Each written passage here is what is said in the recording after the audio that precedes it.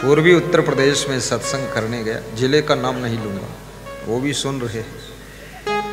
तो जिनके यहाँ मैं ठहरा था, तो मेरा स्पेशल कमरा, उसमें किसी को ठहराते नहीं, स्पेशल गद्दा, स्पेशल रजाई, स्पेशल मच्छरदानी, स्पेशल चादर, स्पेशल तकिया, स्पेशल सब कुछ। तो मेरे लिए जलपान लाए थे, तो मैं थोड़ा कुछ जलपान खाता हूँ, कुछ देखता हूँ, कुछ छूता हूँ, कुछ बांटता हूँ, कुछ वापस कर देता। मैं ऐसा नहीं कि धमाधम सब खा जाऊँ, नहीं, बुद्धि खत्म हो जाएगी। ज्यादा खाने से बुद्धि कम हो जाती है और कम खाने से बुद्धि बढ़ जाती है, और बिल्कुल ना खाने से आदमी मर जाता है। इसलिए खाना भी चाहिए।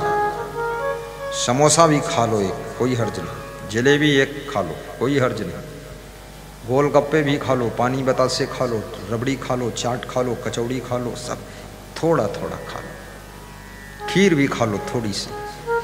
अब आधी बाल्टी खीर पियोगे तो भगवान बचाए तुमको। हाँ, बस थोड़ा थोड़ा।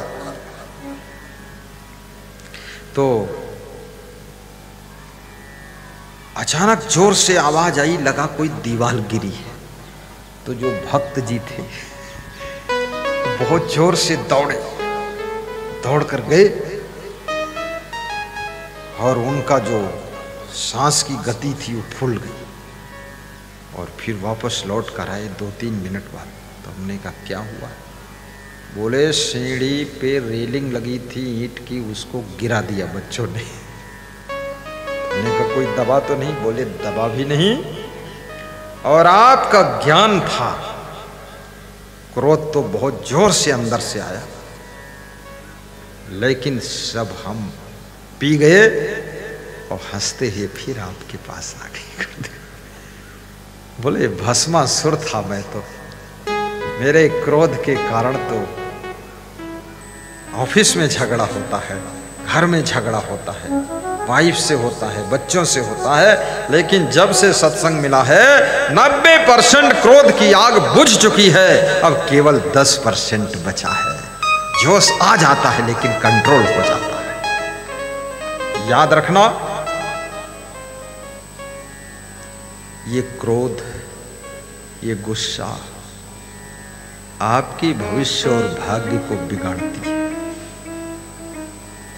सहनशीलता, सभ्यता, शिष्टता, सौम्यता, शालीनता, भद्रता, नम्रता, सुशीलता, ये आपके भाग्य को चमकाने का काम करती है।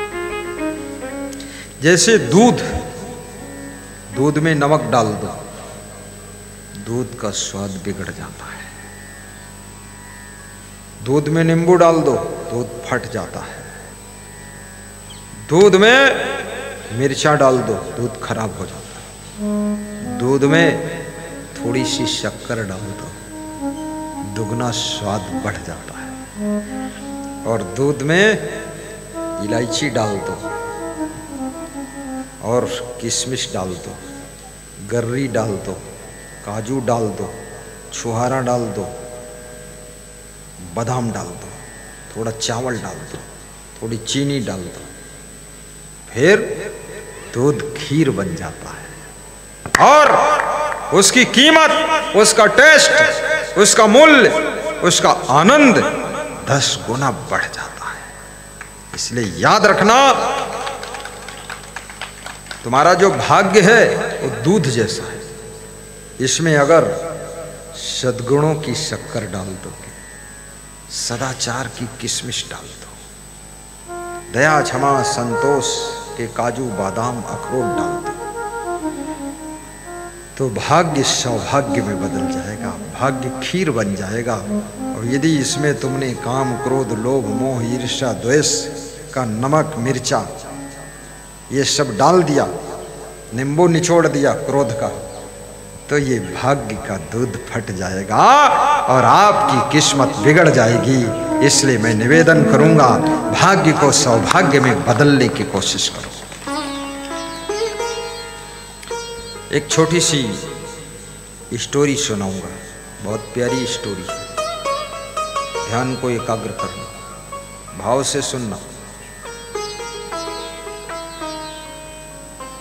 एक पिता मन में सोच रहा था, मेरे 3 बच्चे हैं, इसमें किसको मालिक बनाऊं, किसको राजकुमार बनाऊं, किसको युवराज बनाऊं, किसको राजगद्दी दूं। मैं बूढ़ा हो गया हूं, क्या करूं। ऐसा असमंजस में था। ऐसा कभी कभी आप भी असमंजस में हो जाते हैं। ऐसी असमंजस की स्थिति कभी कभी गुरु के पास भी आती है कि किस शिष्य को हम धर्माधिकारी बनाएं, किसको उत्तराधिकारी बनाएं, किसको पूर्वाधिकारी बनाएं, किसको पश्चिमाधिकारी बनाएं और किसको क्या बनाऊं। कभी कभी आश्रम के जो मालिक हैं उनके मन में भी असमंजस की स्थिति होती है कि कोई ठीक ठाक दिख नहीं रहा है, इतना बड़ा आश्रम मेरे बाद कौन चलाएगा। कभी कभी माँ के मन में चिंता होती है कि जो बहू है ये तो बैधी है, इसकी बुद्धि नहीं है, मेरे बाद ये घर चलेगा नहीं, क्या होगा। सौभाग्यशाली वे हैं जिन सासुओं को सुंदर, सुशील, बुद्धिमान बहू मिली है। सौभाग्यशाली वे माता पिता हैं जिनको धर्मपुत्र, बुद्धिमान पुत्र प्राप्त हुआ है। और महासौभाग्यशाली वो गुरु है जिसको समझदार, बुद्धिमान, श्रद्धावान, वैराग्यवान, नियम संयम में स्ट्रांग शिष्य प्राप्त हुए हैं। उनको कभी असमंजस नहीं होता है, उनको दिखता है भविष्य बड़ा सुनहला है। आप चाहते हो मेरे पिता की आयु बढ़े, पिता लंबे समय तक जिए, स्वस्थ रहें, माता जी लंबे समय तक जिए, स्वस्थ रहें, मस्त रहें, खुश रहें, प्रसन्न रहें। बस एक ही काम करना, बेटे बहू बुद्धिमानी से काम करो, समझदारी से काम करो, माता पिता सास ससुर से प्रेम करो, 10 मिनट समय निकाल कर उनके पास बैठो, मीठी मीठी बातें भी करो, मुस्कुराओ भी, हंसो भी, खुश रहो, उनको भी हंसाओ और घर के काम दौड़ दौड़ कर करो, पूरा मैनेजमेंट करो, फुल रिस्पॉन्सिबिलिटी ले लो, फुल ठेका ले लो, फुल जिम्मेदारी ले लो। माता पिता बिस्तर पर लेटे लेटे ही मुस्कुराएं कि पुत्र के रूप में राम भगवान जैसा जन्म लिया है, बहू के रूप में साक्षात सीता जी आई है, मेरा घर अयोध्या हो गया है, अयोध्या हो गया है। ऐसा होना चाहिए।